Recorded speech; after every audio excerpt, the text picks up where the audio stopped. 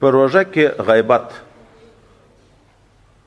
حضرت نبی کریم صلی الله علیه وسلم فرمایي څوک چې قول زور نه پرېږدي، عمل په قول زور نه پرېږدي، خدای پاک د ده روژې ته حاجت نه لري. که خوراک و چکاک نه کوي، روژه یې نیولې، الله خو هسې حاجت نه لري، کنایه ده د عدم قبول نه، دا روژه خدای نه قبلوي.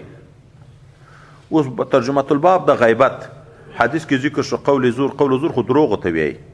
څوک چې دروغ وایي په روژه کې د دغه سړي روژه نه قبلېږي. او ترجمه الباب خو دا ده چې څوک غیبت کوي، نو قول زور په معنا د قول باطل. غیبت او دروغ خو فرق لري کنه. غیبت خو د چا عیب بیانول ته ویل کېږي، هغه عیب چې په ده کې وي دروغ خو نه وي. غیبت خو هغه عیب بیانول ته ویل کېږي چې په سړي کې موجود وي، چې په سړي کې نه موجود یخته خو بیا بهتان وي. نو قول زور معنا قول باطل. باطل بیا غیبت هم باطل ده، دروغ هم باطل دي. نو سړي روژه نیولې خو دروغ وایي، سړي روژه نیولې غیبت کوي، سړي روژه نیولې نمیمت کوي، سړي روژه نیولې نور ناروا کارونه کوي، دا روژه خدای پاک نه قبلوي.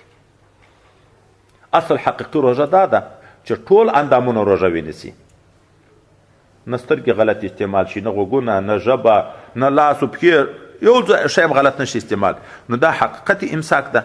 نور دا معنا نه چې که سړي غیبت وکړه په روژه کې یا یې دروغ ویلې په روژه کې، دا روژه صحیح نه ده، بیرته به یې قضایي راګرځي. نه، د ظاهر د دنیا په اصطلاح خو ذمه فارغه شوه، صحیح خو ده د فقه په اصطلاح.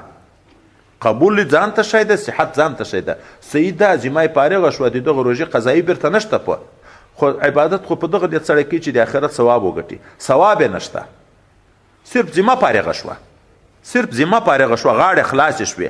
نور په عباداتو کې خو دواړه خبرې دي چې غاړه ذمه هم فارغه شي او د آخرت سرمایه هم شي. نو بعضې خلکو عبادت داسې وي چې صرف غاړې خلاصې شي، دنیا کار په وشي، دواري قضایي مزایي نشته، په لیکن د آخرت سرمایه نه، ثواب د خدای پاک په نسبت باندې نه.